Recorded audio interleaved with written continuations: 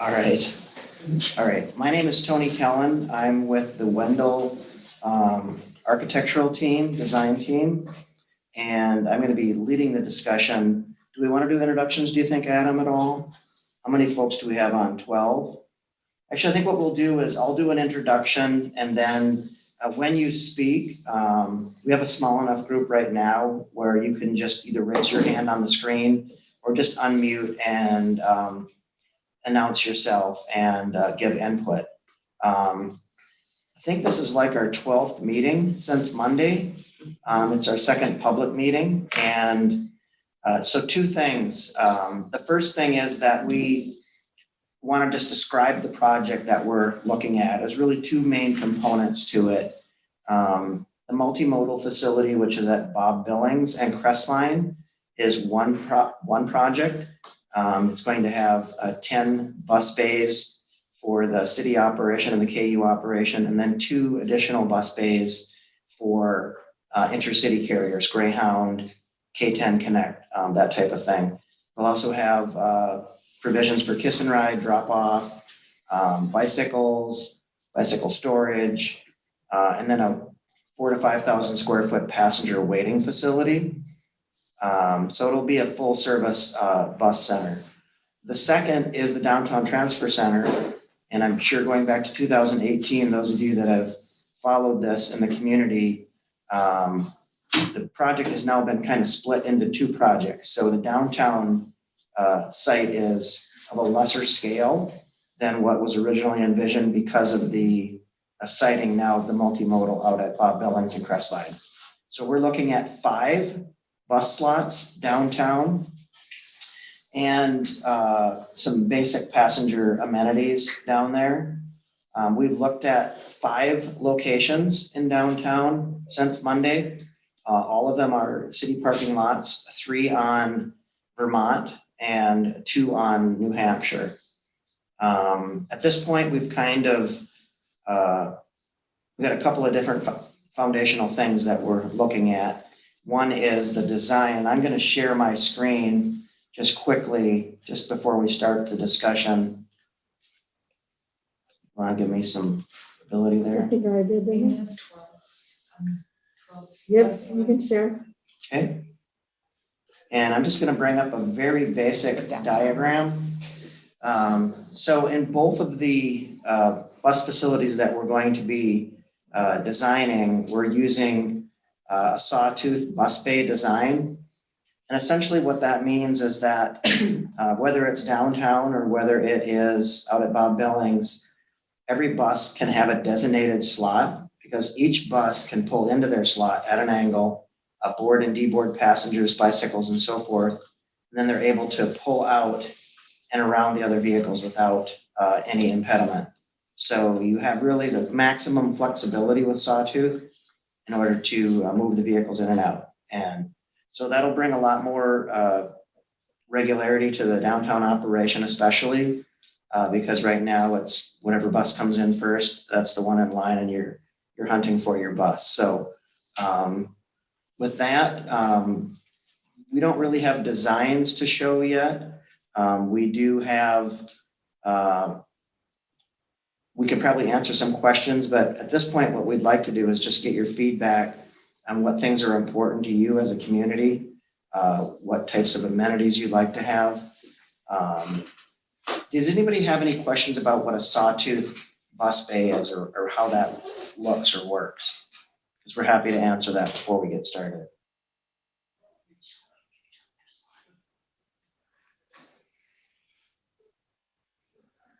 I have another one that I can show too. Here's another photo. This is an actual built facility. I think I need to stop sharing and reshare. Yep.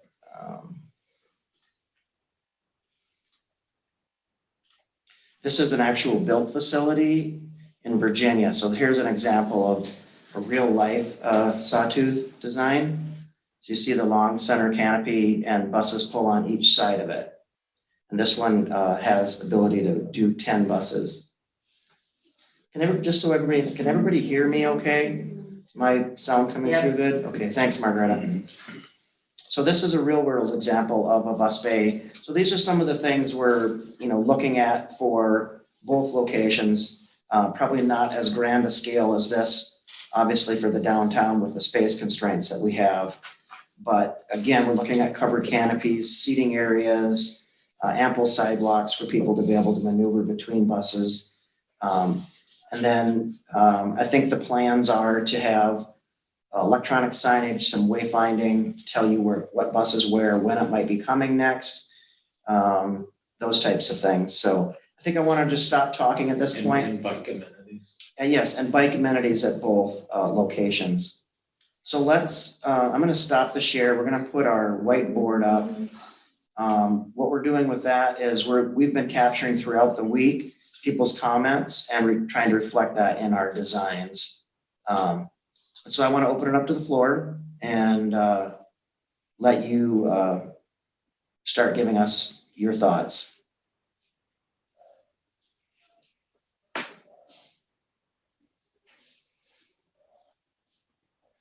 Who wants to be the first to break the ice?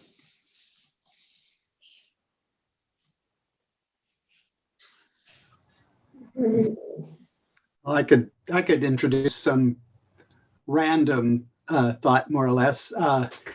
The building that's right now at Crestline and Bob Billings is actually home for of a number of art people from KU, and they're basically just sort of occupying the spot. But I think it's important to engage that group, and in particular with the art elements.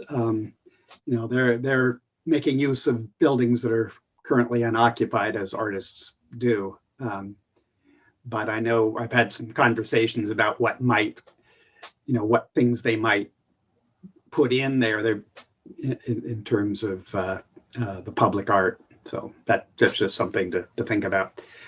And then on that same element, connecting the multimodal facility with some of the West Campus natural areas in terms of trails and other foot access points. But that again is a minor element. Good suggestions. Part of our stakeholder groups has been the KU faculty and staff, buildings and grounds, architectural, sustainability folks. And so, yes, good observation. We're looking at bringing to bear all those amenities that are out there. We did walk the grounds today. Actually went inside those buildings. And so we've had a lot of engagement with the university on those buildings and on that site. And then we'll be talking with Marshall Maud next week, specifically along with some other KU faculty. So yes, we will get their commentary. Okay. Yeah. I think another important stakeholder might be the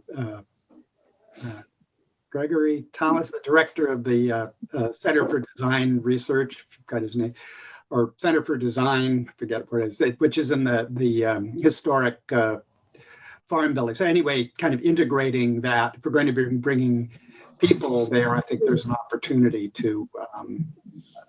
It's a Gregory Thomas. Yeah, but I always forget his name, but. Yeah, I know. Is Is it where the wood-fired kilns are? Yeah, they're next door, but yeah, it's a wonderful place next to it. Yes, we saw it. Yeah, sustainability is a big part of it. I was looking behind your name. What does it say behind your name? Does it say environment? I teach in the environmental studies program, so I guess I'm sort of a ringer here. I should have the KU folks, but Right. Well, I'm also a community person. yeah, no, we definitely have noticed what's out there, and I think our architects and designers and our landscape architects, our civil engineers are all gonna embrace what's out there and see how we can build something that fits with the natural environment out there. That's something that I will be working on over this next year in terms of trying to, how shall I say, have a more thought out approach to the currently undeveloped natural areas of West Campus. And so integrating places like the multimodal area, which would be a sort of an access point to a lot of things. So there will be, I think, a lot of opportunities to do that. It sounds like you recognize that that corner is designated as the entrance to the campus in the master plan.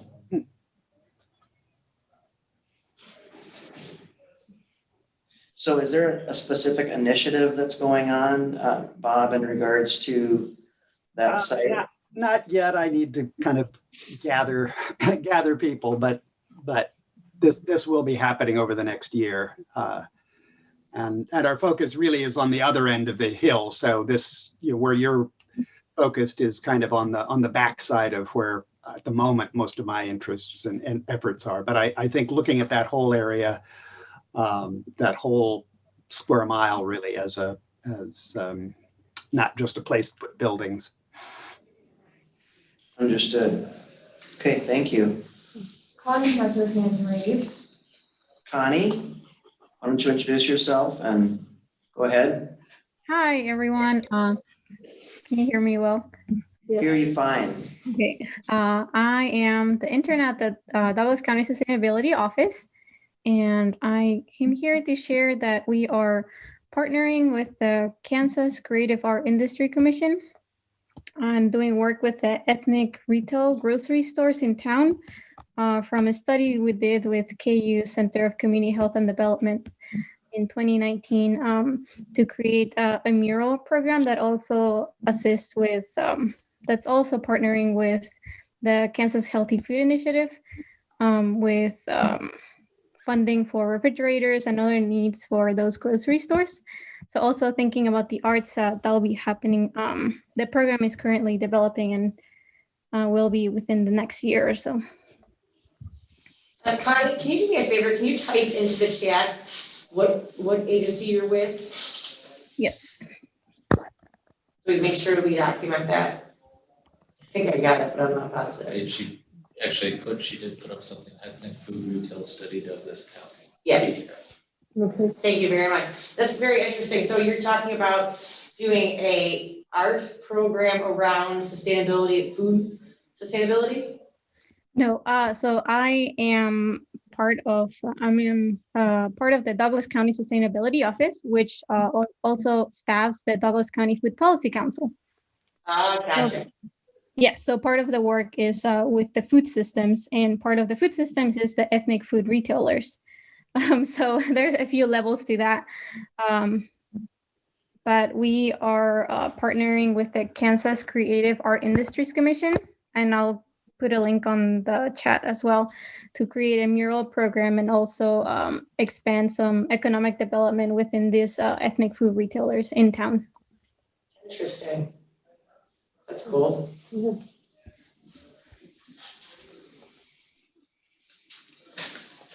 Okay, who else do we have on the call here? Yeah, let's capture that link. I want to read that study. Jessica? I'm just here for observations. I don't have any comments to add. Okay. I've participated in some other meetings already.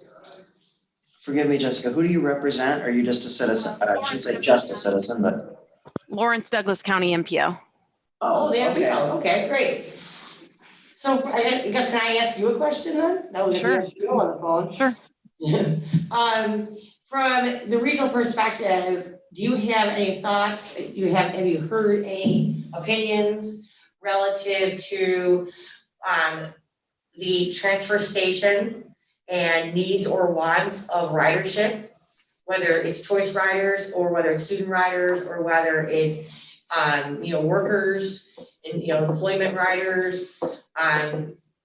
From a regional perspective, are you guys tuned into anything specific that we should be thinking about from a design perspective or a programming perspective?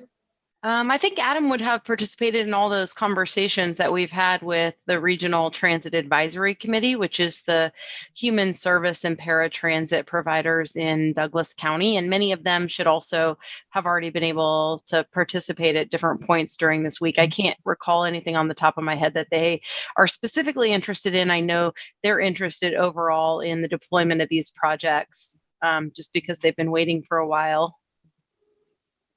Yes, we met with most of them, I think, already this week, and we've heard from them. I just wasn't sure from a regional planning perspective if there was anything on your radar that we might not be aware of. No, I know there's occasionally efforts on behalf of the state to work on some commuter bus service.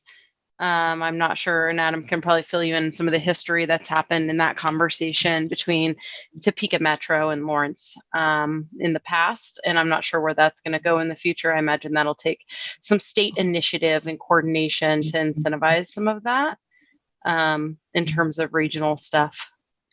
Sure. Yeah, a number of years ago, they had done they had a grant program. They had been pooling some money for commuter intercity bus service, and we were exploring service between Topeka and Lawrence. There were challenges with who was going to own and operate that, which community felt like they were benefiting the most from that. So that was really tough to get off the ground without the state just doing it.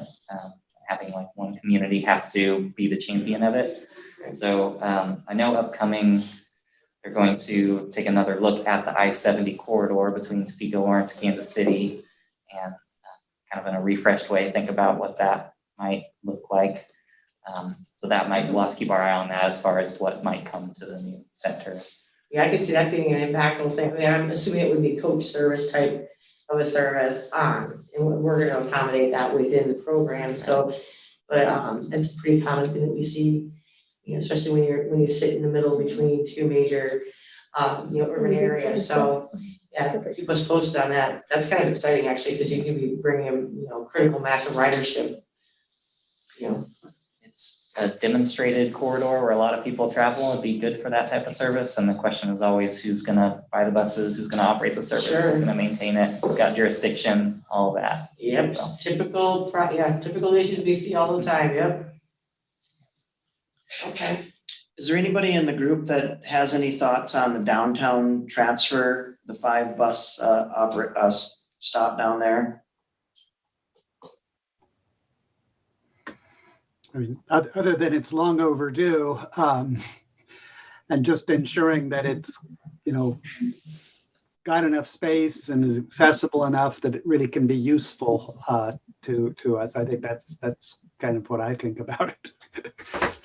But when you define useful to the community, what types of things do you find useful other than just regular service on bus routes? Regular service, of course, central location, easy to get into and in and out of. I mean, just thinking about all the challenges of getting space downtown for public purposes. So. Thank you. Anybody else have any thoughts on the downtown transfer center?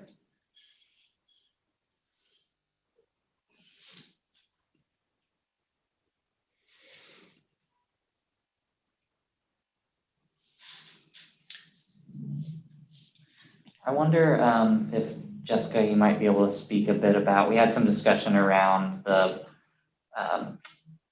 long-term bike planning and what that looks like along Vermont and New Hampshire. I wonder if you might be able to talk about some of the plans or vision for that, what we need to be thinking about. Sure. So the bike plan, Lawrence Bikes, has alignments for the bikeways that we anticipate are probably going to be higher comfort along Vermont and New Hampshire in the downtown. The big hang up, I think, on developing something that's going to be a high enough level of comfort for all users is going to be removing parking. That has not been something that's been willing to be really entertained very seriously. And so therefore on those streets, the most you see now is just shared lane arrow markings. So integrated traffic, shared street. I think obviously for multimodal connections, we can expand access for people if there are good bikeway connections. That will be important. And I think, in our previous planning of downtown parking in the central business district, bike parking had previously not been required with development in the downtown because parking wasn't required in the central business district. There have been some recent amendments to Article 9, which is parking. But I think for sure, our first foray into long-term bicycle parking, something that's more secure in terms of a city investment, is going to be important. We wrote some new requirements in Article 9 for private development for long-term bicycle parking. So I'm talking about bike cages, bike lockers, something that's more secure for somebody who wants to leave their bike for a longer period of time. We know anecdotally a lot of business workers downstairs or downtown get to bring their bikes in and store them in store basements, which is really not that convenient, probably for those people who are biking. But they have to do that because of bicycle theft. In some cases, if they're working all day, they can't keep an eye on their bicycle. That is an issue. And so there is incentive, I think, to find, whether it be, not only just with a transfer location downtown, but also in parking garages, to deploy some longer term bicycle parking. Adam, did that get where you were wanting to go? Yeah, that gave us some good information. Yeah, I think so. Yeah. Can you describe what's a high comfort, did you say bike lane for Bike a route, layperson? yeah. So What there's a variety, different types of bike ways that we can design. The conventional one most people probably think of is a bike lane, which is just a painted stripe on a roadway with a bike symbol in it. On the level, we have done a level of comfort analysis in our bikeway plan that talks about bicycling level of comfort for all ages. And really, level of comfort on a bicycle is dictated generally by two things: the speed of the street and the volume of traffic on the street. So many local streets wouldn't necessarily, if it's a residential street, biking on the street in a shared environment is very comfortable. Or, if the volume, as the speed and volume gets higher, the comfort that the bicyclist experiences goes down, unless the facility becomes more separated or more protected. So higher level of comfort bikeways include either a buffered bike lane, a shared use path, or something that has, physical barriers. So as we talk about increased speed and volume, our community has traditionally chosen to develop shared use paths as a shared biking and walking facility along higher volume, higher speed streets. Those have, just like every piece of bike or ped infrastructure, concerns about conflicts at crossings. And now every driveway along a street becomes a crossing. And so there can be some added safety concerns with that. But our new bikeway plan really focuses on level of comfort instead of just saying, put a bike lane down.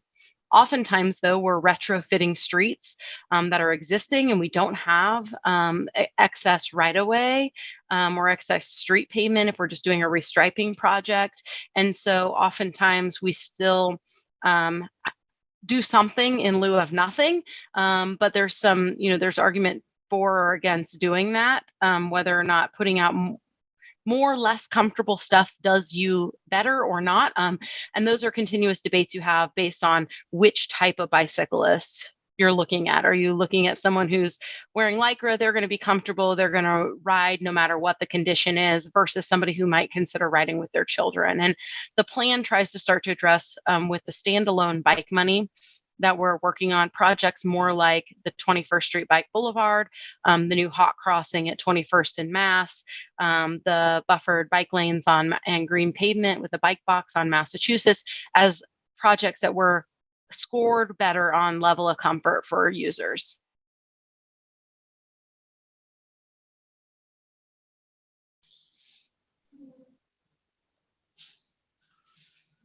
we've had a lot of recent conversations also too about, if Connie's still on, about access to food. If you've talked to our public health partners, there's a lot of concern about time poverty, and some of that will, I think, play into the route redesign work.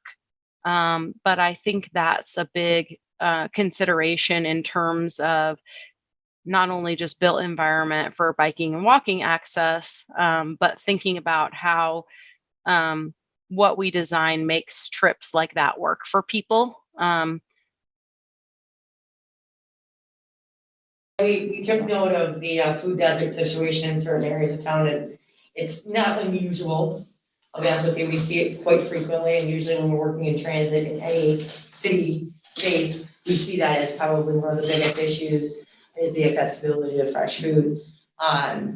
It's not necessarily something that's within our scope or purview, but it's certainly something that we've been considering when we're looking at shared uses within the facility and what we should be recommending to Adam and his team.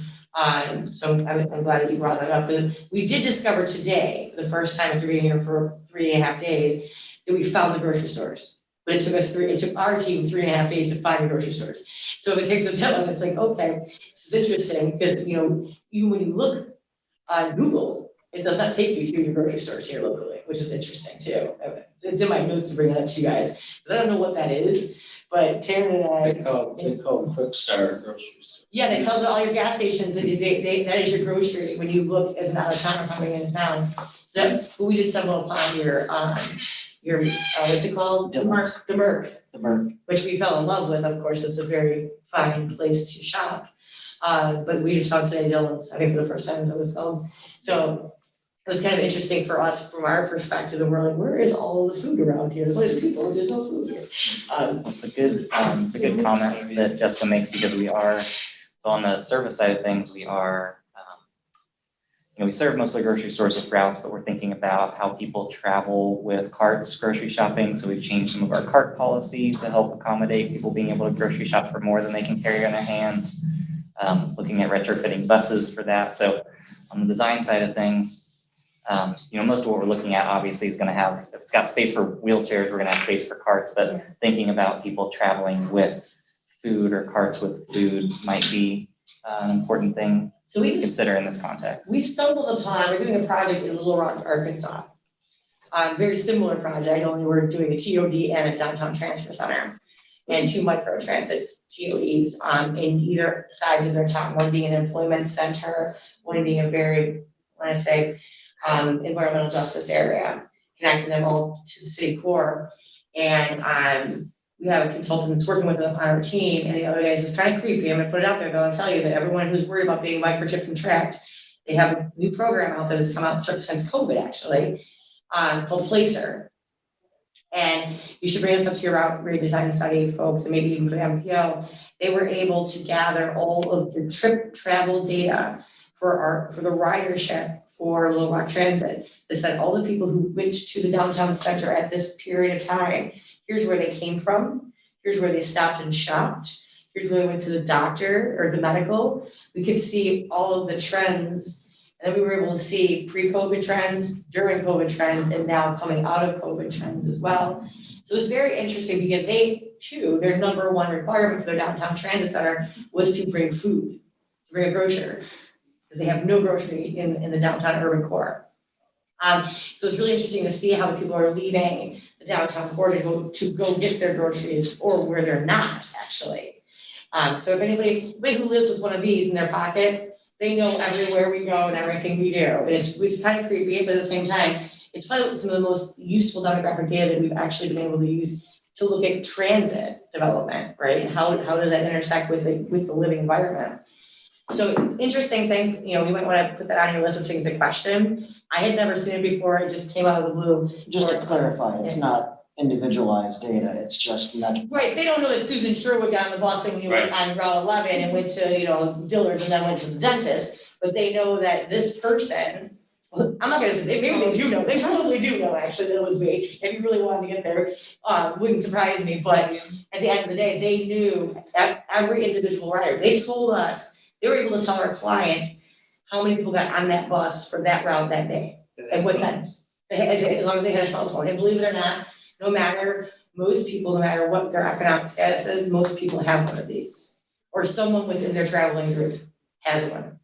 So it's very interesting when the clients started to be able to see that trend data. But that might be something interesting for you guys when you're looking at the need to connect, right?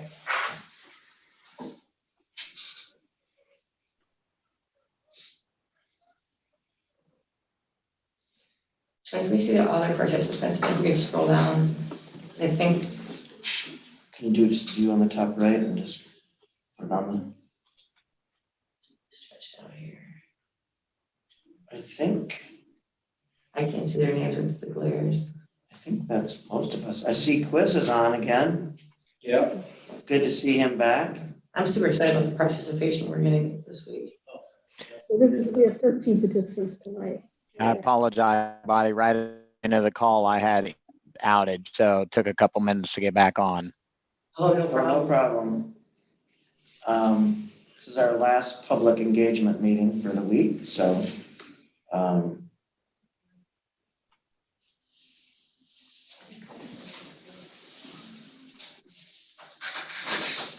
Connie has a question. Connie? Connie, go ahead. Hi. So I'm also doing part-time work with the Kansas Creative Art Industries Commission, and one of their field representatives, maybe it's not particularly to Lawrence, but it's going to come to Lawrence soon. One of their field representatives, artist Mona Cliff, is working on a state program to create public art in bus stops. So that's something to keep in mind as well.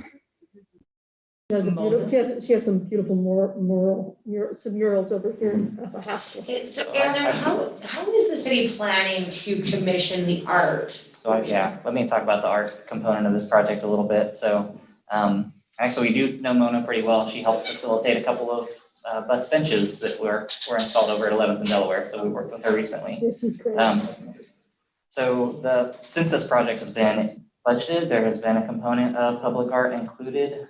The way the city typically has included public art at the Percent for Art program through buildings that we create. The selection process for that goes through the Cultural Arts Commission. So that's how we expect this process to go as well. In early talks with Cultural Arts Commission, they were wanting us to get through the concept phase before they got pulled in a little more intentionally, so they can kind of have something to react to. I think the idea is both we and them are open to art in the sense of something that would be placed on a pedestal at a facility, as well as something that could be more integral to the actual facility itself. Some examples that our communications director had given from prior work are a certain type of flooring material or wall material that was improved and enhanced from what we could have done to be kind of more integral component of the architecture itself. So it's pretty wide open, but I think we expect the selection process to go through the Cultural Arts Commission and manage that way. I had one question actually from, and not really mine, but conversations with other people about the fact that the transfers, the multimodal is so far away from the central part of town. I'm wondering how you're thinking about making sure that that doesn't just, exist as an isolated space. Yep, and that's a good question. Really follows the work done in the 2014 and 2018 studies to look at a location analysis and where it made sense. I think there are some, we'll have to have certain intentionalities to make sure it functions well for our city. Part of the reason we're still looking at 5 bus bays in the downtown area are because the simple way our city is set up. That's where a majority of the trips are going to need to interface. Routes are going to need to link together in that area because of population and jobs and different things happening in that area. So not all the routes that are downtown are gonna be pulled over to the new facility area at Bob Billings and Crestline, because it just won't make sense. But I do think there's some operational opportunities there. It's jumping off point to campus, so I think it's a real easy campus connection. Being central and being, real close to the intersection of Bob Billings and Iowa gives us some real good opportunities for kind of corridor length routes through town that they could create more kind of obvious functional connections that you would take in a car. Traveling the length of Iowa Street right now in a bus is pretty hard, but hopefully it might be easier in the future with a facility like this. So we'll have to be thoughtful about it, but I do think it does provide some opportunities on how we think about its connection to campus, its connection to land patterns out west are a lot different than the east. So we'll be looking at things like on-demand microtransit as in addition to fixed route service as part of our route redesign study. And this facility will be a good node for where some of that stuff comes together. Hey, Adam, this is Quiz. Just wanted to follow up on Bob's question about, kind of being far away, or what's the center of Lawrence? What is actually the center point of Lawrence? I mean, you ask the KU students, they'd tell you the university is the center of everything, but what truly is considered the center point of Lawrence? Or close to it? But if you do look at the map, I mean, that intersection is very central. I think both earlier studies zeroed in on the area around 21st and Iowa, which is also pretty central. I see Margaretta raising her hand. Maybe she has. I think that the geographic center of campus is around 19th and Iowa these days, maybe a little further west. Yeah, it's keeping going west.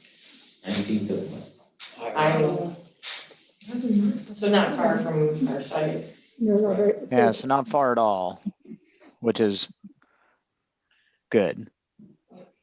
So I thought I would grab some public art and show you how public art has been incorporated into design. And to do that, I'm going to share my screen, and then I'm going to let Scott Neal, who was the designer of the light rail stations that I'm going to show, let him do the commentary on it. I'll put him on the spot. He's used to it. This is in Phoenix. These are wind screens on the platform. Go ahead, Scott. Yeah, so there's a pretty robust artist program for the light rail stations, and obviously this is light rail, not buses, but I think it's still relevant. Those are those colored panels. I'll get a close up for you. There's more. That's okay. So these colored panels that are inset in the perforated metal, this was a John Nelson project, who was the artist. So he did these creative plasma cut whimsical scenes, and then he powder coated them, and then we would coordinate by setting those in. This is Phoenix, so it's all about the shade and ventilation. So, I would say for our climate, this would be more along the lines of something that you wouldn't be using perforated metal. We'd be using something that's more opaque to block the wind. Obviously, it's a windy climate here, but visually interesting. I think children react well to it. I don't think we have pictures of it, but he did. He did as well. He was commissioned to do 32 light pole standards similarly. So the entire 2 mile stretch really was a nice integrated streetscape that he did. I think I do have the light pole standard thing, but I was just trying to. Pretty.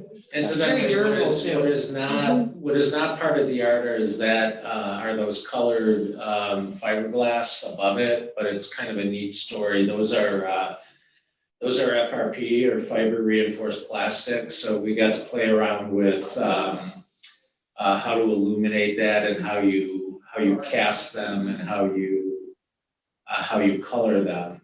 But they're really give an interesting look, I think, over all the stations. And then those sails are again a shading that's Teflon reinforced fabric. So kind of give it a nice sleek look. And we've done other projects too, where the public art became, we had a historic station we did down in Virginia, and in the terrazzo, they embedded on train tracks to mimic the historic train that actually was on that site at one point in time. We've done others where there's terrazzo medallions in the floor, or other types of murals on the walls inside the stations. I was telling the group this morning at the meeting that we did in Petersburg. They invited all the third and fourth graders from the entire city school district. We did not realize it was like over 1,000 kids to the groundbreaking, and each kid painted a tile in their theme of what does public transit mean to them, because there was a huge student ridership population for that station. And now those tiles line the corridors of the station. There's Petersburg right there. If you let me share, I'll show. Yeah. So we worked with an artist named Hans van Meuwen, and he's out of Belgium. And he did a fairy tale. So there was a story. There was a story on how he was on one of the stations. So there was a lamp, a long neck guy, and some chairs that were all suspended up in the air. But we helped them. We gave him some references recently, and then he said, "Hey, just so you know, I know you haven't been to Phoenix in a while, but here's what they did with my sculpture." So so they took the it's just it's whimsical, but they did they took the public art and made it a health statement, and I guess there's some signage go to it, even the artworks being socially responsible. So. Isn't he sitting on top of the light rail station? Mm-hmm. Yes, all of these are sitting on top of the light rail station. So this is this is actually over the point of sale where the ticket vending machines are. They're really close. When we're suspended. I've seen them. Yeah. There's multiple art pieces in one. Not on me. So this was a very large scale public art project where the city got a ton of grant money from the Federal Transit Administration to encourage public art in the spaces. So that's not our typical.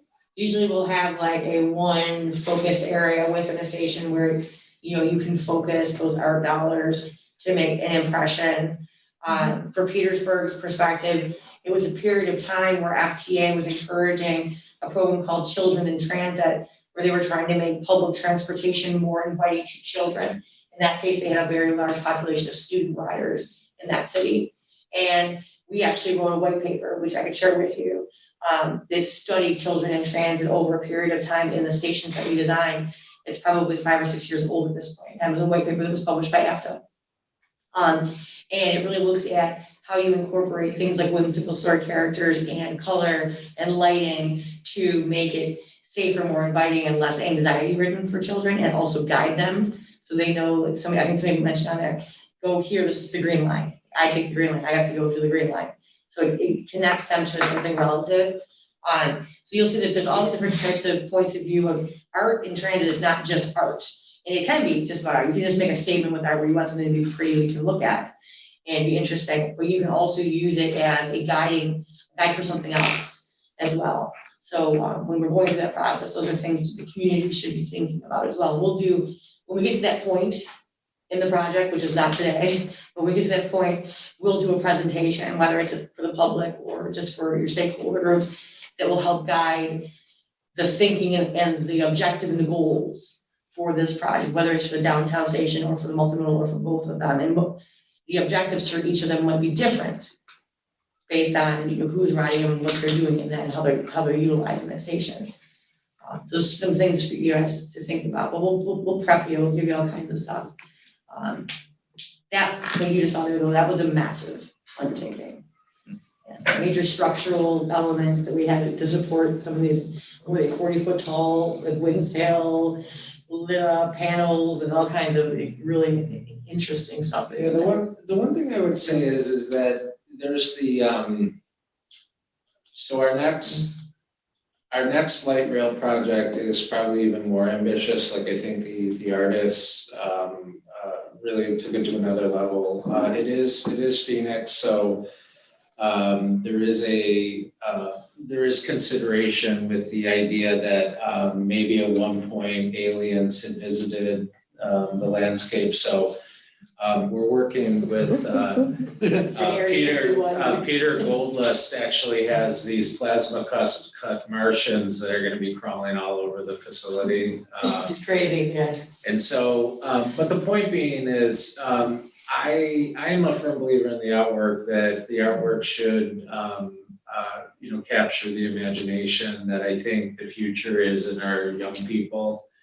And the kids really enjoy the artwork, especially if it has bright colors. And the most successful artwork is the stuff that's actually integrated into the architecture. So I would just encourage, thinking in the idea that it should be a synergistic applied art versus just an ad.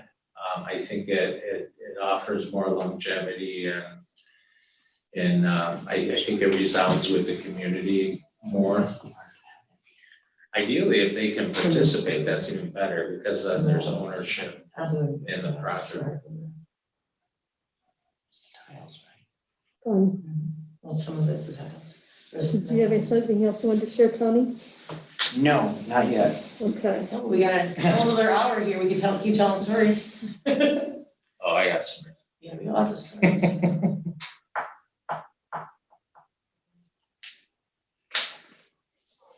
And I think it's also important to note, it's something to keep the juices flowing too for people, is that these things that we're talking about aren't necessarily things that should drive the cost of the project up. Like, we're gonna do windscreens.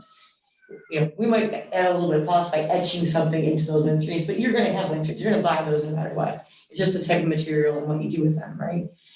So when, Scott says, like, take advantage of the architecture when you're thinking about the art, because you can stretch that budget pretty far. Share this Oh, Yeah, go.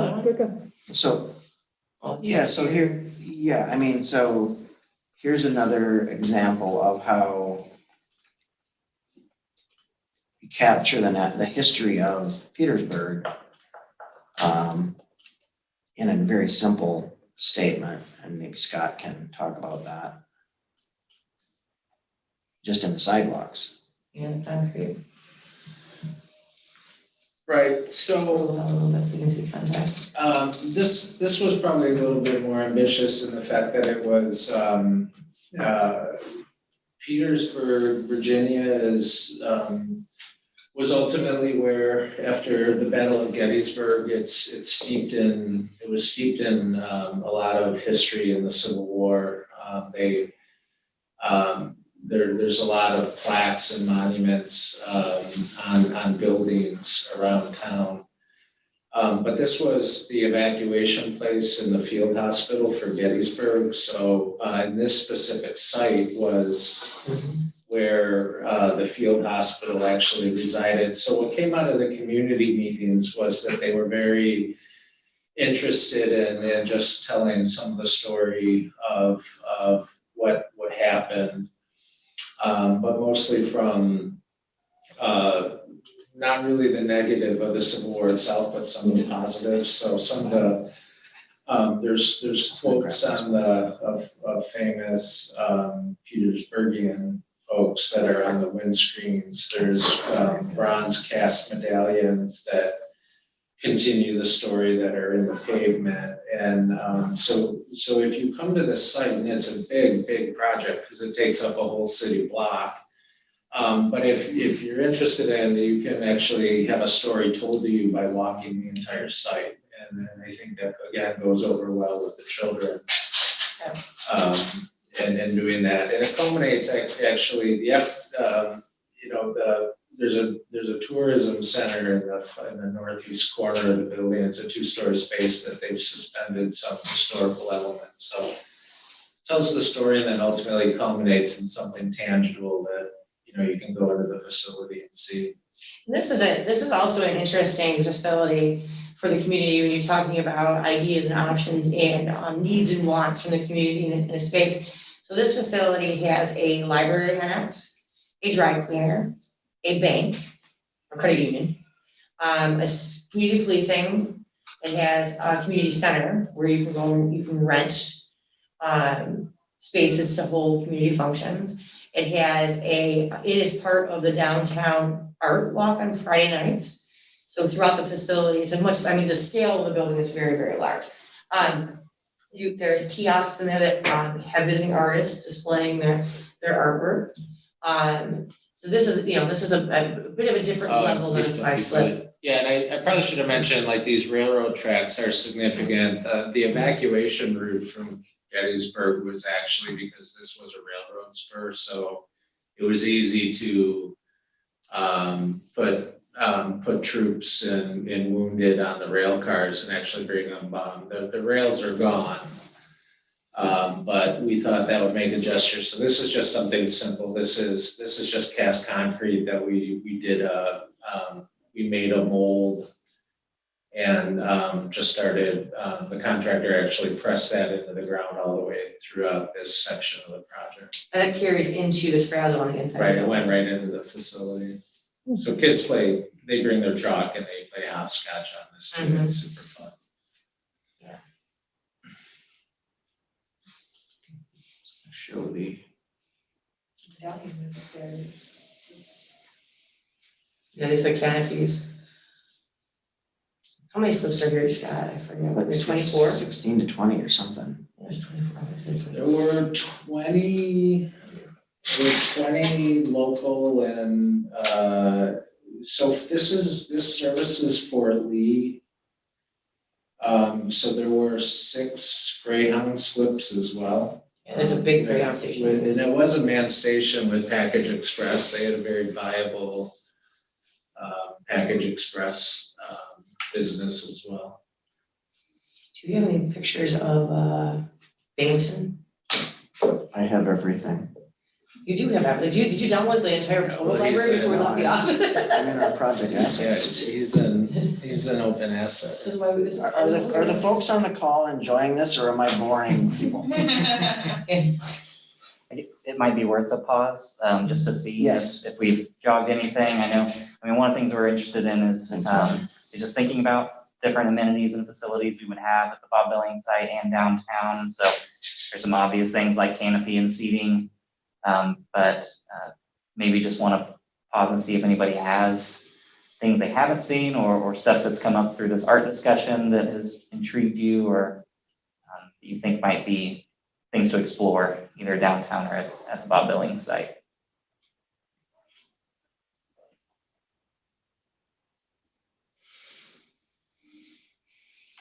I'm gonna talk about the streetscape here too. I'm curious if the structure will be energy efficient in regards to sustainability.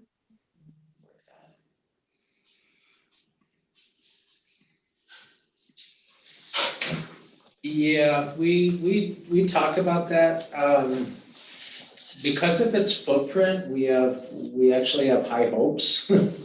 Because the program will not be large.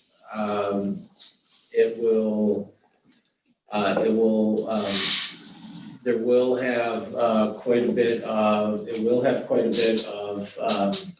while the space isn't large, there is a basic need of now I'm talking about Bob Billings, toilet rooms, there'll be some conference space, there'll be some offices, and obviously ticketing, weather protection, things like that. So because we have a small footprint, There is potential that we can look at stormwater capture, ample daylighting. It won't have a high power usage, so I think as we develop into the project, there's high hopes that, we'll be able to pursue some net zero strategies. So that's very much top of mind. Just a question of a few years ago was asking about electric buses. Has the thought changed on that, and how is that incorporated in these stations? So I can maybe start. In what? Electric buses. Oh, BEVs? So I'll maybe start with that one. So we've got 5 electric buses coming in 2022 that we won in a 2020 Low-No grant. The plan for those buses, and hopefully really for all future buses, is for us to be able to do overnight depot charging and have our buses out on route all day without the need to charge in the middle of the day or en route. The battery technology is getting better. Batteries are getting smaller and lighter. So we do hope that range for buses will only get greater with that sort of style. There's a really favorable rate through Evergy for transit electric vehicles that charge overnight. The overnight charging rate is 7 times lower than the rate to charge during the day. So there's a real incentive for us to try to do that model. We have asked our consultant team here to help us future-proof the facility at Bob Billings, especially for things like conduit in case we need some en route chargers or some overhead chargers or inductive chargers on site. The reality is that infrastructure is big and it's expensive, and if we can avoid it, we hope to, but we're planning on the ability to do that if in the future we would need that for our service. It might be something as simple as, we need to make sure the canopies are tall enough to accommodate an overhead pantograph charger that would fit underneath those canopies. Like I mentioned, might be as simple as conduit running to certain places so we wouldn't have to tear up the whole site to lay new conduit, that sort of thing.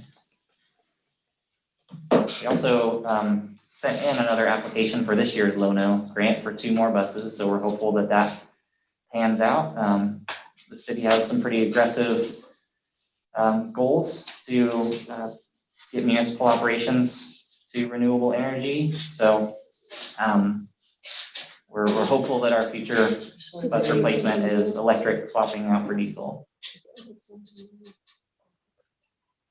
Oh, we have another person joining, Brenna.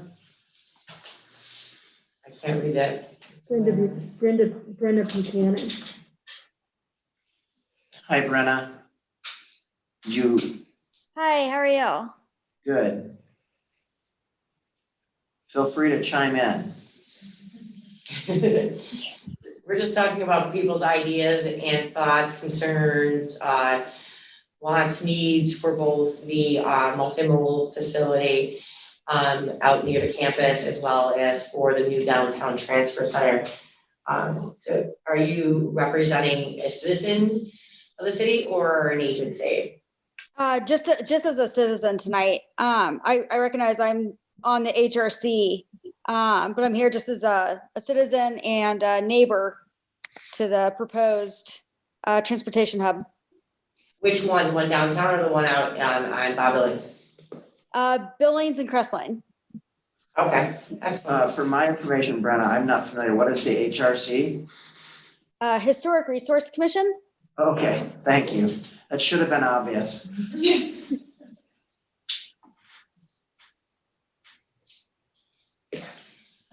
Brenda, would it help for an overview of this project, or do you have any certain concerns coming into it that you were aware of? No, I was anticipating being a passive observer, so to just kind of get caught up on what all is currently being proposed and what are the biggest issues and hurdles that the city is going to try to jump to have a more efficient transportation hub.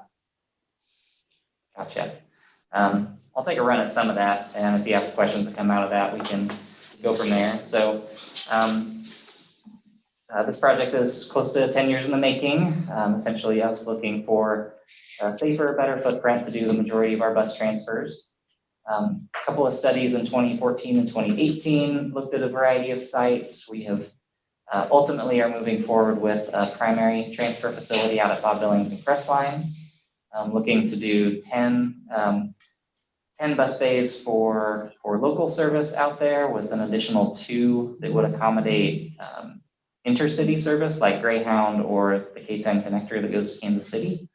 Also looking at good bicycle and pedestrian connections out there, things like bike racks and long-term bike parking like bike lockers. Even with development of that facility, we know we'll still need a handful of routes that transfer in the downtown area. So we're also looking at 5 bus bays downtown with canopy and seating and restroom for drivers and that sort of thing. So, issues are a little different in each of those places. Obviously, downtown parking is a big issue we're trying to mitigate. Out in your area, I know some things we've heard from people are just thoughts about traffic circulation or bus circulation, how that's going to work, lighting, aesthetics, how it looks on that corner, that sort of thing. Those things have come up. So I don't know if that jogs any questions, but that's kind of where we're at. This week has been a lot of stakeholder engagement and public meetings to have our consultants hear all of that information and incorporate it as they start putting some pen to paper for concept design. And the intent is to synthesize all that information and help us get towards a concept that we would select later this summer in June. So I think that is a relative quick thing, if you had other thoughts, let us know, but you're welcome to remain passive. We won't keep calling you out. Yeah. I will say my biggest concern is the traffic flow. I mean, it's already kind of an awkward intersection. I'm really concerned about what's gonna happen to the traffic, both there and along Crestline. People are already cut through Crestline, and other neighbors have complained about how fast people are going. It seems like an odd place for this to occur. So see what happens. Yeah, traffic study is certainly going to be part of what we're doing. So a little more background on how we got to that location. It was one of I believe 6 locations I identified in the 2018 study as potential spots. There, in both 2018 and 2014, there was a focus on an area near 21st in Iowa. In both cases, there were some pretty significant neighborhood concerns over there with how that was going to be placed and operated. The site at Bob Billings and Crestline is owned, that land is owned by KU. So it's another partnership opportunity between the city and KU and the different transit services we run.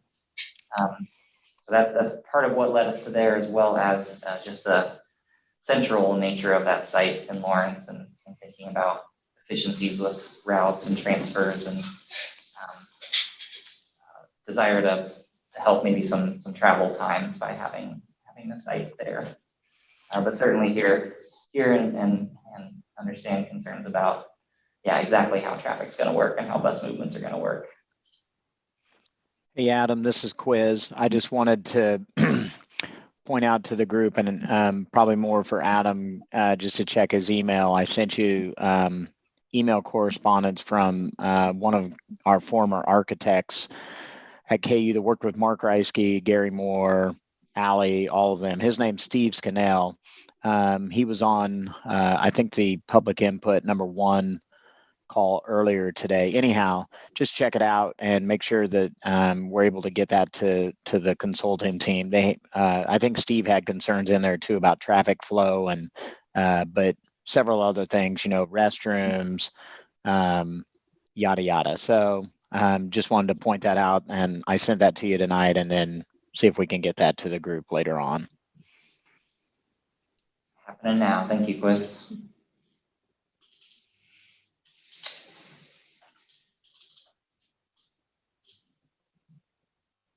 Yeah, both locations, we are looking at ways that we could utilize the approaches and paths of the buses in order to help not congested issues any further, but also maybe help with calming techniques. It's really important that we focus on the slow and steady integration of traffic when it comes to these buses and these maneuvers. So it's definitely a high priority.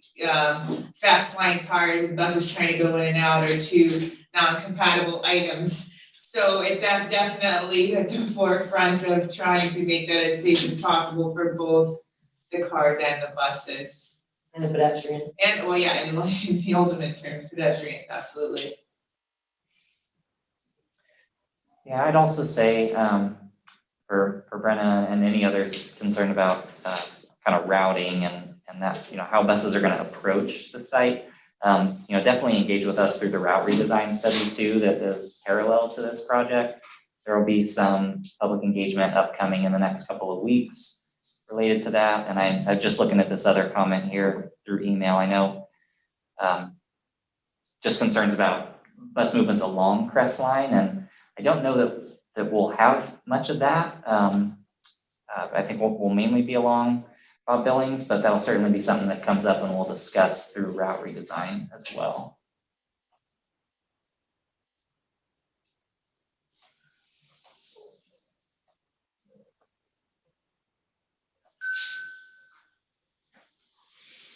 Has anyone considered or acknowledged that there should be strategic design solutions to mitigate?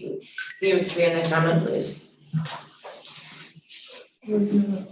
The new comment in there, okay. Increased, so should mitigate an increased homeless population which tend to gather around bus hubs currently downtown.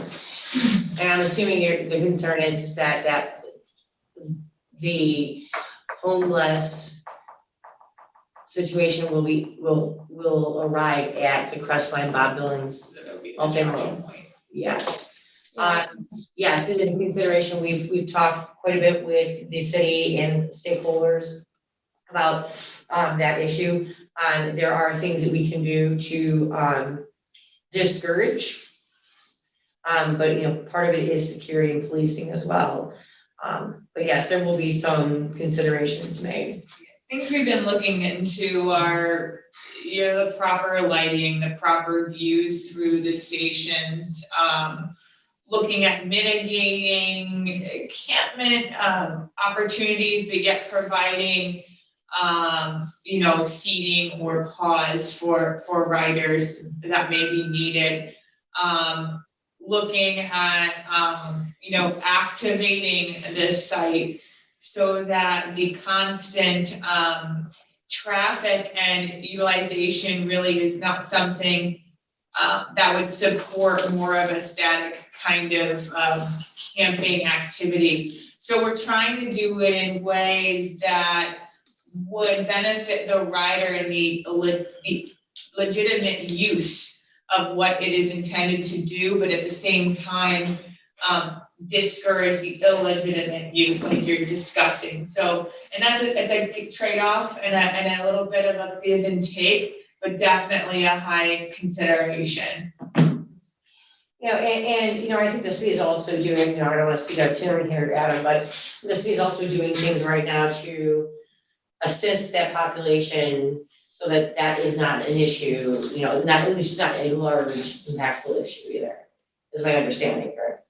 There are certainly a number of different city departments and partners working on getting people to the right services and finding solutions for to make people's experience downtown comfortable. I guess I would add to that conversation that while there are certainly a number of people who are homeless and use the bus system to get around.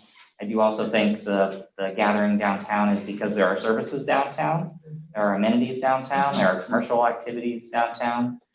There is not any of that at the Bob Billington Crestline site, so I'm not. Okay. This is Brenna. Let me expand upon where that comes from. It was actually my husband who brought it up, and I'm treading lightly on this topic because I know the city acknowledges and understands and is trying to also at the same time do the best that they can to provide as much as they can, as support as possible. But just in the last, kind of few months that the buses kind of ended around 8 o'clock and we're not able to always get people that had showed up for the hotel back out and they went into the neighborhoods. We're still seeing issues with some of that today.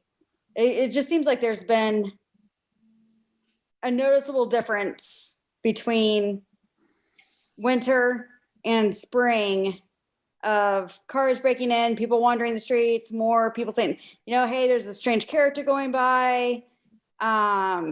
It's been noticeable, including a lot more cars getting broken into. And I don't know that there's a direct correlation with that, but it's put a spotlight on this because we are seeing it.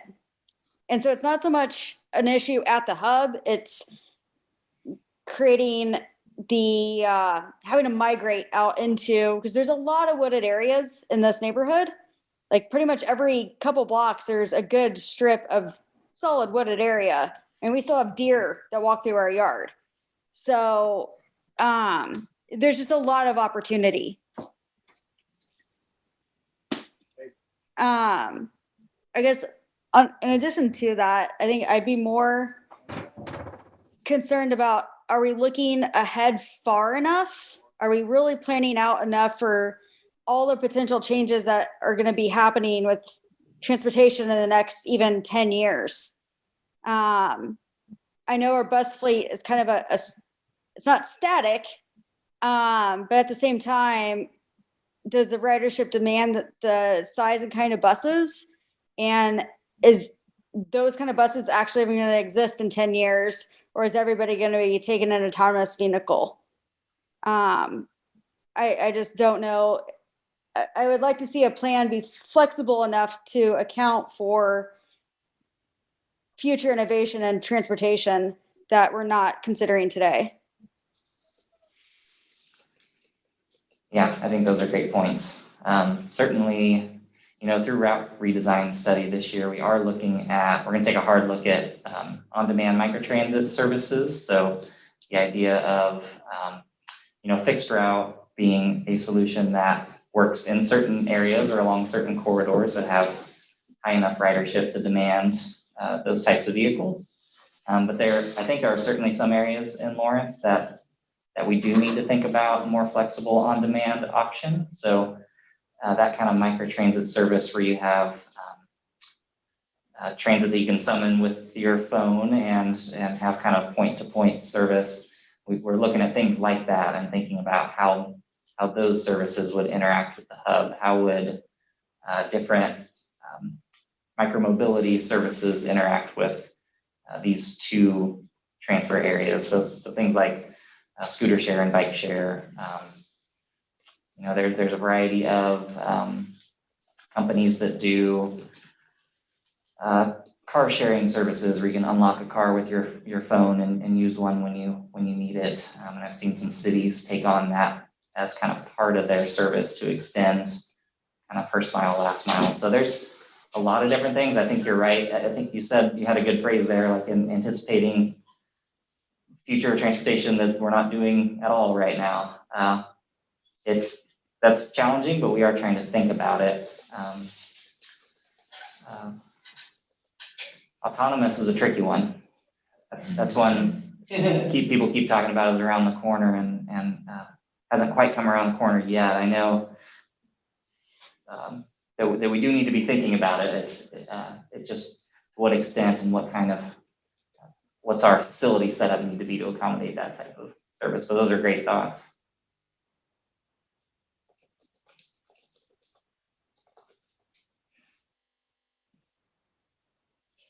Yes, autonomous vehicles is a big thing within the entire public transit industry as well as microtransit right now, which we're talking with Adam and others about the programming of the facility and flexible bays for buses so that in the future we know we can accommodate all these different things that are to come, but it's kind of a bit of a crystal ball science right now. There's so many different opportunities, options, issues, and not a lot of precedent here in the United States, and we're looking to Europe and other countries who are actually implementing this already to see what they're doing.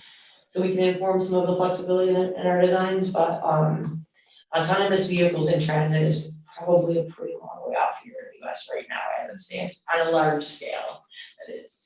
Although we are doing we are doing pilot projects with several private universities to operate on transit circulators that are autonomous on their campuses. So then we can share those ideas, those things with you. But Yeah, I like hearing the microtransit. I think you guys are dead on to what I was alluding to as far as the solutions that already exist. The technology is there for the autonomous. I really feel it's the policies that are lagging.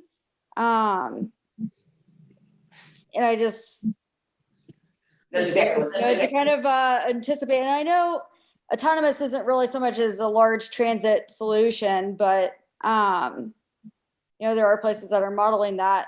I think you're right, that's not a good place. But the micro transit, I really liked what I was hearing with everything you said about micro transits and building some of that into the portions of the routes that make sense.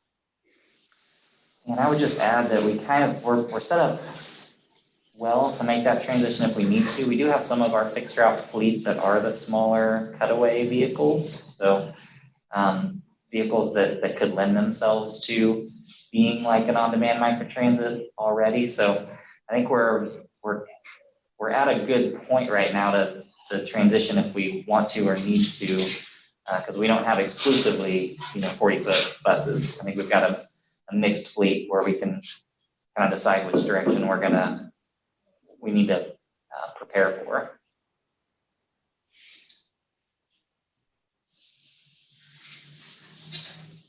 We had just as additional background, I know we had some recent discussions with the state about, they have some annual grant opportunities, and we were just floating the idea of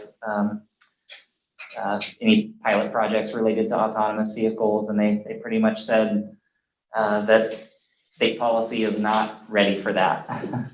The state's doing some work with connected vehicles, so vehicles that interact with infrastructure at intersections and things like that, or interact with each other, vehicles that interact with each other. But autonomous vehicles, the state of Kansas is not set up well for us to start experimenting in that realm yet. Has there been any talk about partnering with KU and some of their engineering and or like the healthcare design? That I know worked with Ford for a while on creating certain things that would be included into cars. So like a car would know if somebody's having a heart attack or low sugar episode, something like that. I don't know if there's been any talk about partnering to try to exploit the KU and getting around having it be an academic in Denver instead of a municipality. Yeah, I mean, we certainly, we partner and coordinate with KU on a lot of stuff. So I think there's great opportunity there for us to think about those things.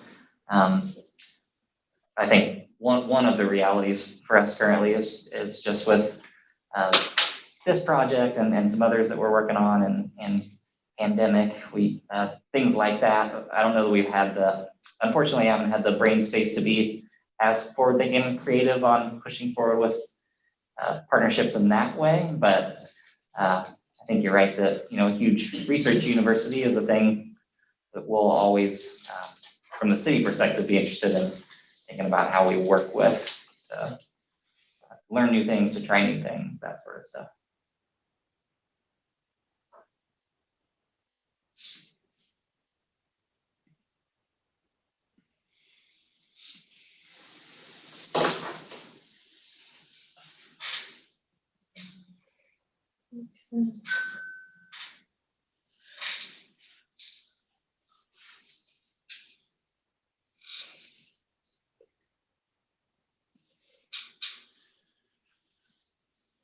Hey, Joe.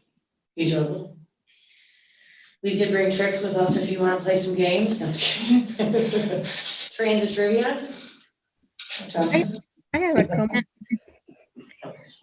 Yeah, maybe this is more from a citizen standpoint than the sustainability office, but maybe it is related to climate change and in regards to the houseless folks. I was thinking about Brenna's comment, and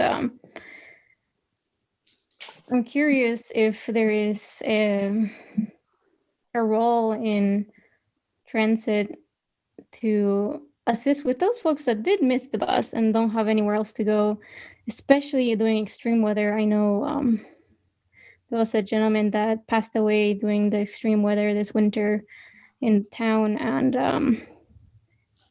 I wonder if there's some kind of role, like maybe an emergency button for assistance in those cases, for an emergency bus to be able to take someone to their destination, especially since the climate is going to continue to be extreme weather. It's extreme heat and extreme cold. So it's something to think about. That's a great contributing thought. I think one of the things that we always want to look at is ways for security to be summoned at all these stops and at these transfer locations. You know, again, it could be not only weather, but like you said, medical, or even worse, hopefully never, criminal type activity that we would need to provide a connection with the appropriate authorities. So I can speak on the design side that we always try to at least provide that emergency connection. And Adam, I think as far as for you for the service side and how that would play a role, you could speak probably on that a little bit.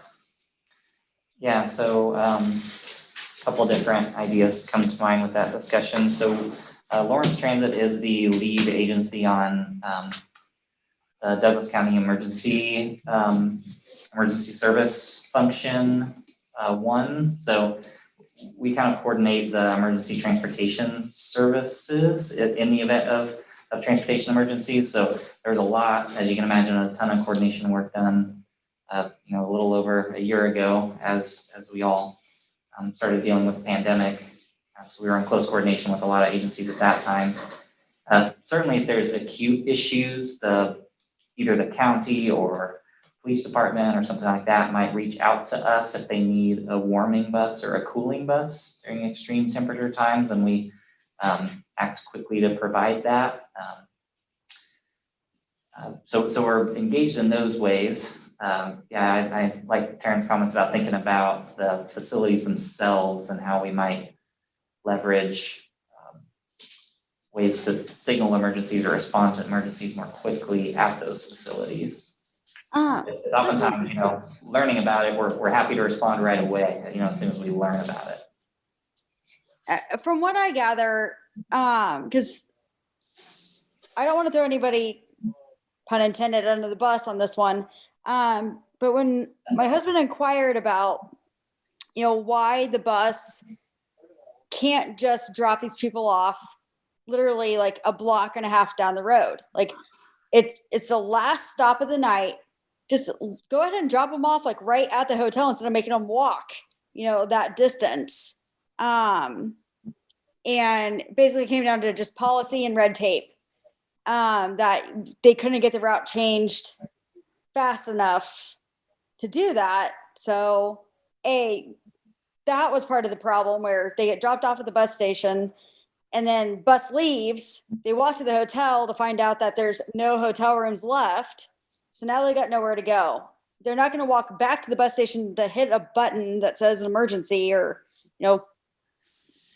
pull the cord for the next stop.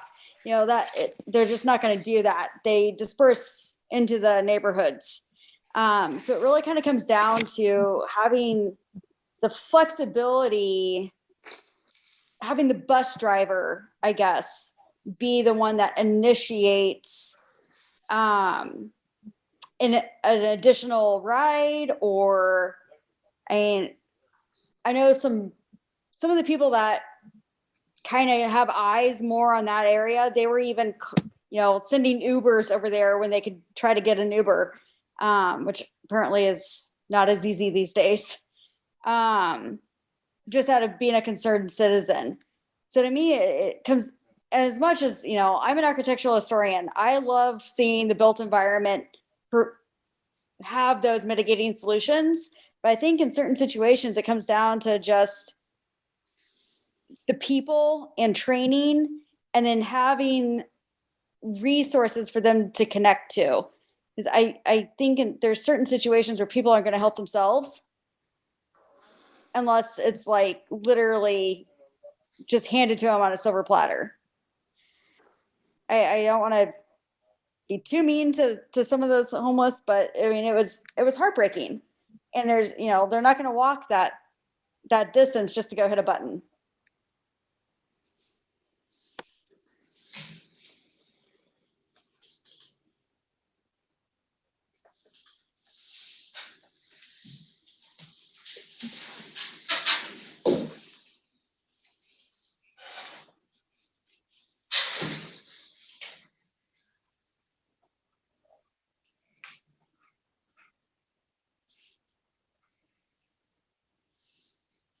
So I guess what I'm saying is, don't look to the architecture and the design to solve all the things. Some of it's going to be education, training. Challenge is you're talking about a whole community, social issue that resonates in almost every community. And it's not only, it's not one aspect that's really going to be the game changer in that solution. So yeah, you brought it up, it's a hard conversation, and wish we could all fix that in this room. But yeah, it's definitely something to keep bringing up, I think, within your community at a larger scale to really address. I agree. I just think this is going to be a really big change in our transportation. And so I think this is kind of one of those moments where those bigger questions should be looked at as a way to help drive that cultural change. Personal opinion. No, definitely noted. It does play a big part in the whole cultural circle, so. Absolutely.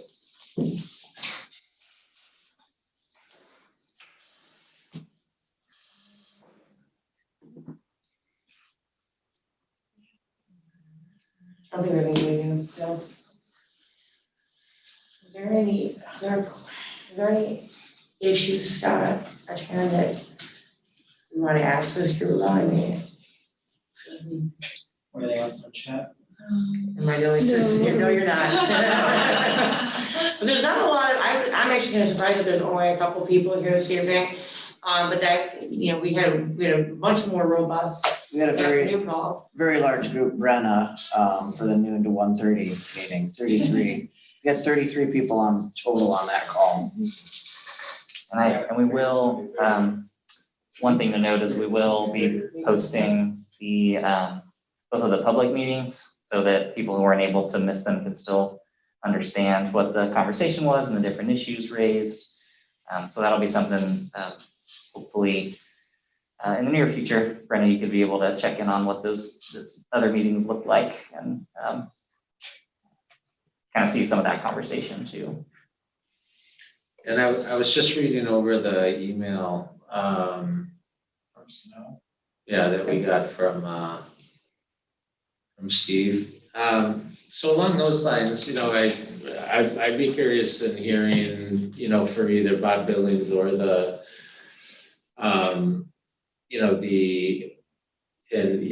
we started off with this, but I know we've added some folks, but just like, general amenities. I don't, architecture rarely can solve social issues. They can be a willing partner in it, and certainly the architecture can inform some of those policies. But what about amenities that will make this as good a facility as it can be?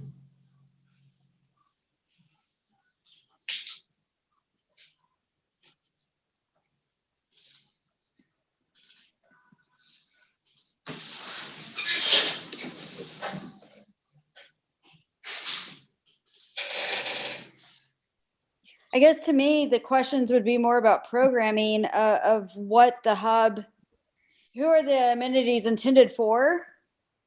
And, are they for those who are waiting for the bus? And what could they potentially need? Or is it more of a true kind of a pass through where I'm seeing things about like connection to bike routes and these other things? Yeah, I think there's just a lot of programming questions that need to be asked to define who the amenities are truly intended for. Well, I think that's kind of the thought process now, is trying to think of who might want some of those amenities and what they might want. So we have a couple of different groups here. And I can throw out some of the ideas that have been discussed to kind of give examples. So focusing on the ridership perspective, let's just say, charging, mobile charging, so that their phone is always charged or that a wheelchair can be charged. Again, talking about water, potentially some restroom facilities, snack vending, or even some wayfinding for them to get around town and look at the events and help with real-time following of the buses and the vehicles and the schedules. So that would be examples for the riders that they have given as something that is important for them. And then you can look at it from a larger scale as being close to the university, how can it be asset maybe to students in the university? Some of those things have been incorporating that already planned bike route, how that connects, the pedestrian connections that are available, how that will connect with the KU services. Obviously, that would be looked at with the route study that they're doing concurrently. But then also how it plays a role in that West Campus Bridge into the community and connecting with the Lead Center there. So we've heard some commentary about that.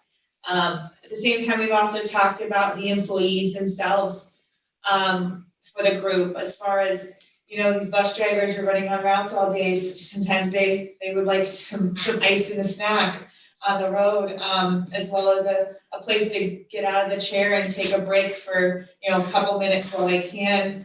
And having the right working space and working environment so that they can help with their patrons and their riders as much as possible.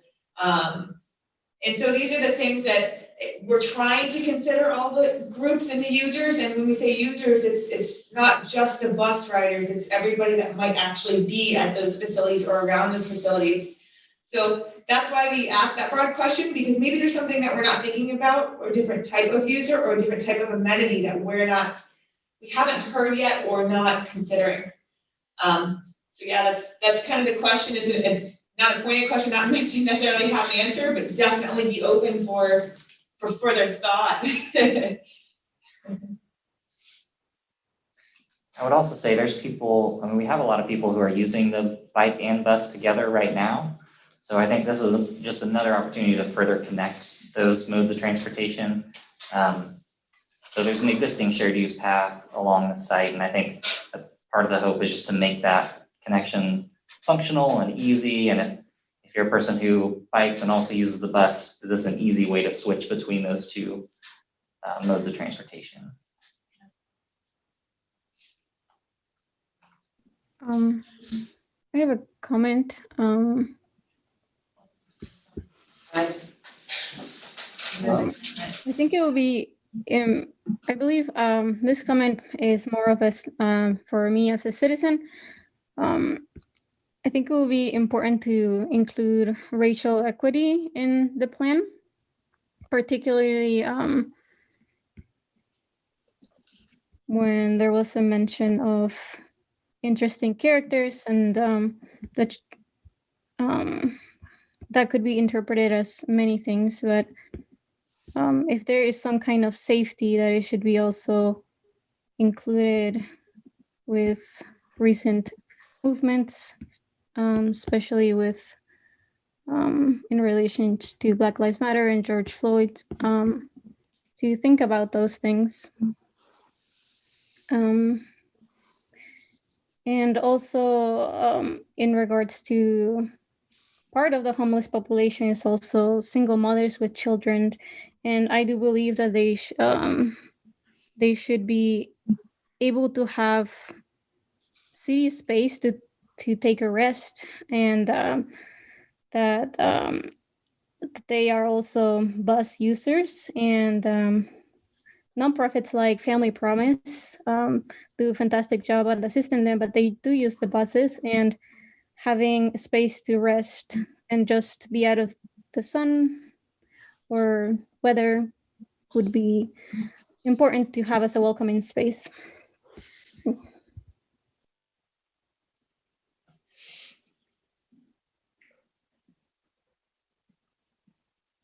Absolutely. I think that to go further, Connie, your point, that should be provided for all users, like you said, equity across the board. So definitely something to be considered.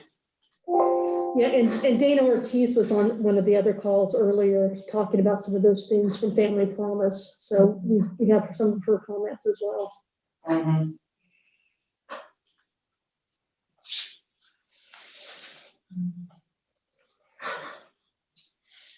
And this is, so early on this stage, it's, again, more of an eye-opening process for us to make sure we can think of anything, and this is an open forum conversation like we've had, and we really appreciate it because, again, it's the kickoff, it's the time to make sure that we're in touch with the community and making sure that we're actually discussing and addressing a lot of this, like you're mentioning.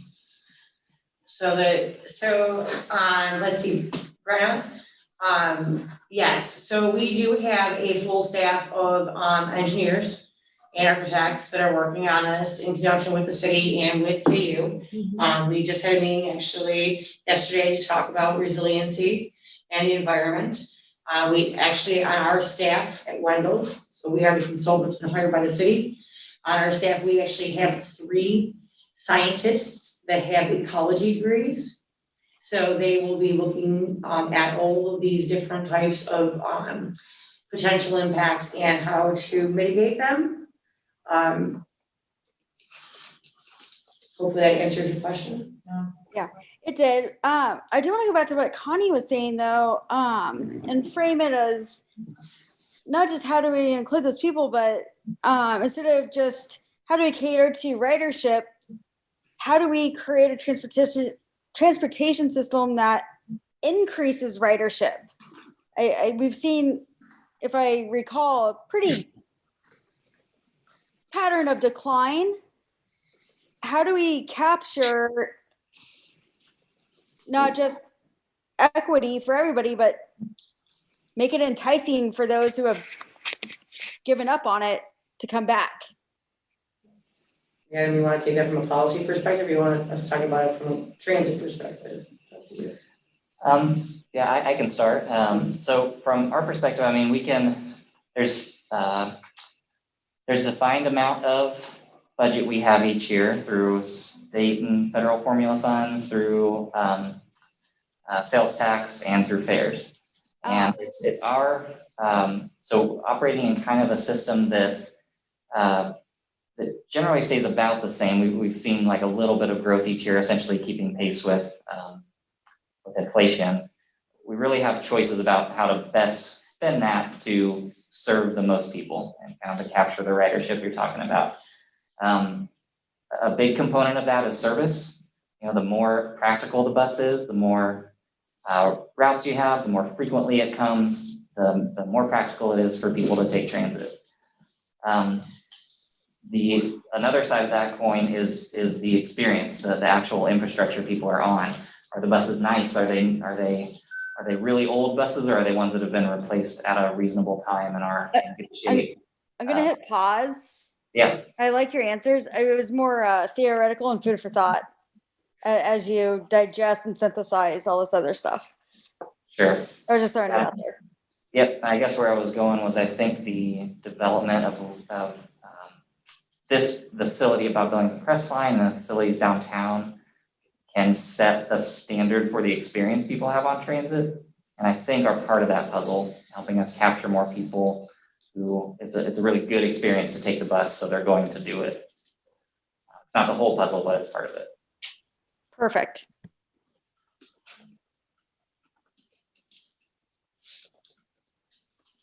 That relates to some of the design things we've talked about too, is in making it safe and inviting and invigorating and enjoyable. We talked about, interaction of people and really making that experience good from all of those perspectives. So that's where we hope to capture and include those types of design features that influence that as well. Right. So there's two types of riders, right? You've got the people who ride the bus out of necessity or choice. They don't want, they don't want to own a car, so this is it. They can't afford to own a car or whatever. They take public transit. Maybe it's their policy, they want to be environmentally friendly, whatever. Those are the choice riders. Usually, one of the things that we are thinking about all the time is obviously equity for all ridership, but finding the balance of what we need to include into these facilities or the surrounding areas of these facilities for accessibility and to bring the comfort levels that choice riders, those people who choose to take public transit because of whatever their reason is, so that they come back and you increase your ridership through that. So you'll see a lot of the conversation will be around what do we must have here for the people who are here every day because this is their form of transportation versus those people we want to attract to come back to or to stay on public transit. So different types of amenities serve different types of riders. And that's true of public transit universally, everywhere. Yeah, so you'll hear that term choice rider thrown out. That's what that's referring to. Connectivity, safety. So like in the downtown station, we want to have, complete streets where we've got connectivity between the station and the core business entertainment district, where people feel comfortable walking from the bus station downtown in the dark and back and forth. So when we look at that bus terminus, we're gonna be looking at the global block. How do we connect these people to where they want to go and where they need to go? And at Bob Billings, we're gonna look at different things because it's a little bit of a different structure out there, right? Just because you're not in an urban core. But we're still gonna be looking at those things, so safety, connectivity, accessibility, Future opportunities, like we've even talked about that the lead performance center being right there, like now all of a sudden that becomes a destination for people to maybe to consider to choose the ride bus to there, so they don't have to drive their car up and park in the lead performance center for an event. So, providing that choice, I think really helps give those options for people to really say, I'm gonna take an active role in my community and in the sustainability of it. And that's definitely part of the discussion. Right, and those things lead to Adam partnering potentially with or the university, maybe taking an initiative to have a circular that runs between those event centers and the multimodal centers so that you're moving crush loaded buses of people who would be coming to the city out there for a event, but don't want to sit in traffic for, I'm told if it's pretty congested out there when there is a something going on at one of those facilities, and I can imagine just by looking at it, you can imagine there's not very many ways in and out, right? And they're pretty big facilities. So, when you provide the option and the opportunity, it can change the way that people use the system.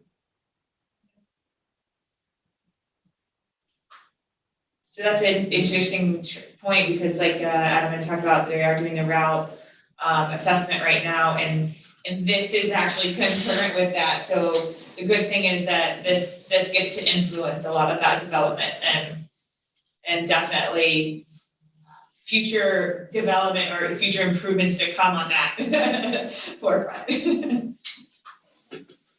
So you just mentioned that you're doing the route assessment now. I lived on Stratford minus 7 years of my life, 40 years. In that time, I haven't really seen buses on Stratford. We're 1 block long. We're this weird nuance. We're literally 1 block long.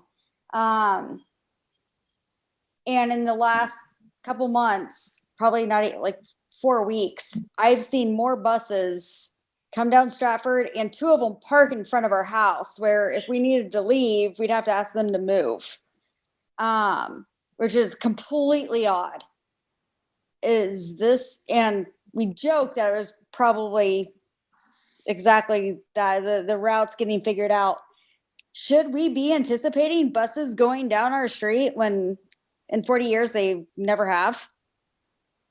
This is Margreta DeFries. I'd like to speak to that. I'm from KU Transportation Services. That sounds very unusual, and we should definitely check that out from an operational standpoint, but it's not our goal to go down all residential streets in the neighborhood, no. My question was gonna be, was it paratransit vehicles? Was it? Rather than take All routes? the above. We've seen USD 497 full-size bus, and I think that one was so completely odd and random and just so weird. I actually did call the police because it lasted for almost 30 minutes and it just was weird. The next one was a KU bus. Never seen one of those. And it stopped. This is about what, 5:30, 6 o'clock in the morning, so that 6-ish. Which I thought was before the buses even run. So I thought that was really weird. But they didn't hang out that long. And then we had a shorter, like a smaller bus, but they stayed on University for about 20 minutes. And then another USD 497 bus.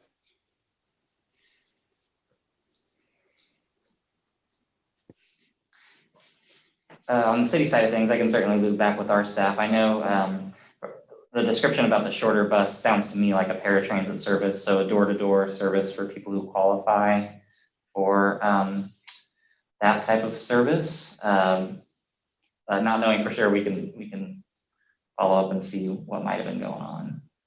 Well, and that's, I just think trying to plan ahead, if you guys are looking at rerouting and that, maybe that's why we're seeing more buses go down our street.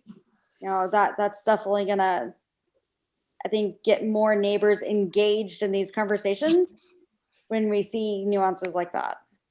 Could also be a construction thing Sure, and I too. can, to set some expectations for that route redesign work. So we change our routes one time per year, in August 1st of each year, so before the university calendar begins. We are just beginning that process to look at changes that would go into effect in August of 2022. So there won't, we'll have some slight revisions to service starting in August 2021. We do annual updates to routes, not in the Stratford area, but yeah, so there won't be, through the route redesign study, we're not going to be frequently altering routes during that time. We'll be discussing and drawing and planning them, but not to go into effect until August of 2022. But certainly, yes, if we can get neighborhood engagement on what they do and don't want to see through that, that would be really helpful for us.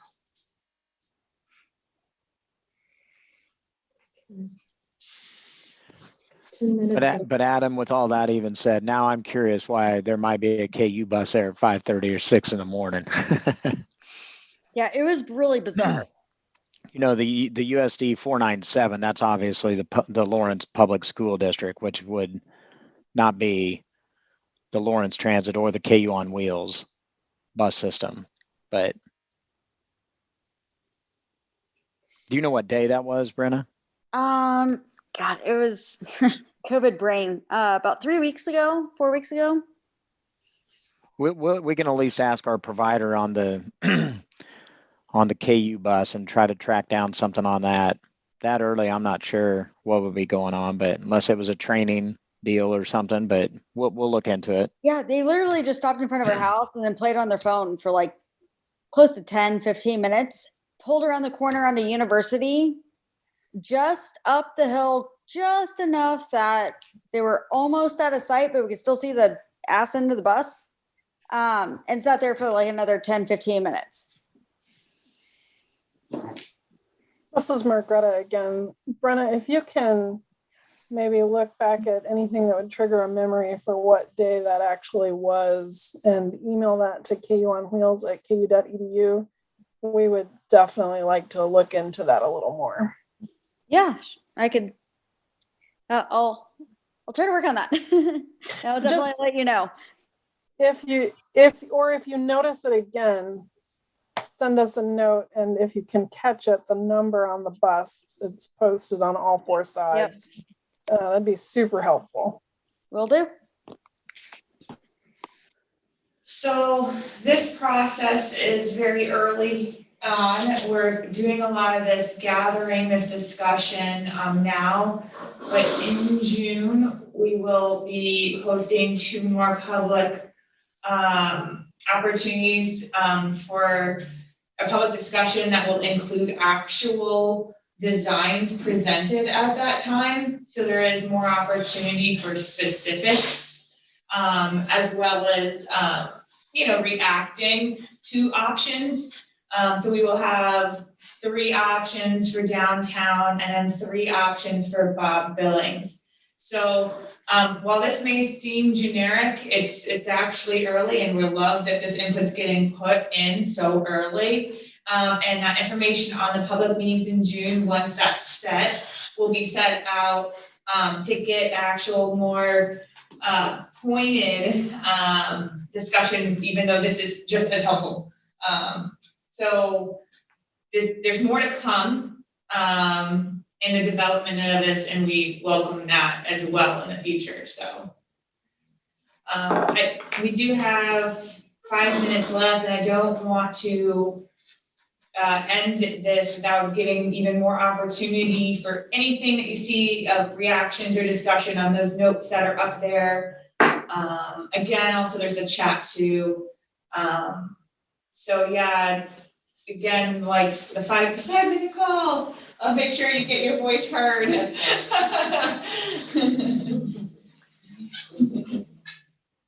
Yeah, and also I'll just say, I mean, I'm happy to accept, if you think more about this and have thoughts in the next couple of days or the next week, just please email those to me. I'll maybe ask somebody to put my email in the chat. But I'm happy to facilitate getting that to the consultant and getting it included.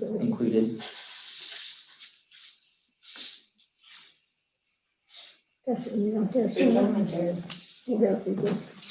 think they know by heart by now.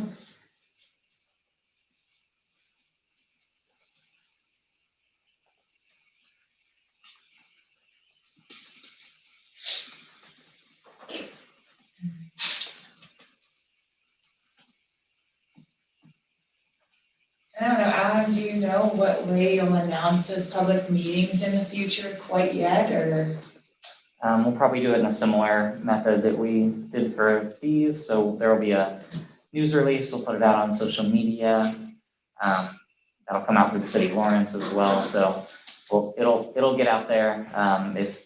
Hopefully if folks are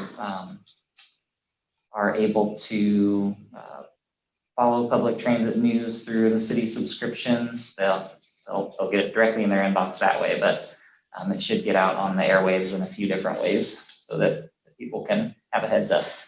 And anybody that's on this will be getting, that came to this will get stuff contacted as well.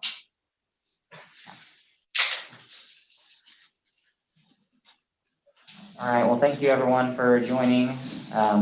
Yes. And yeah, please please keep in touch with us. We're very excited about this project and I've gotten great ideas throughout this week. So looking forward to next steps.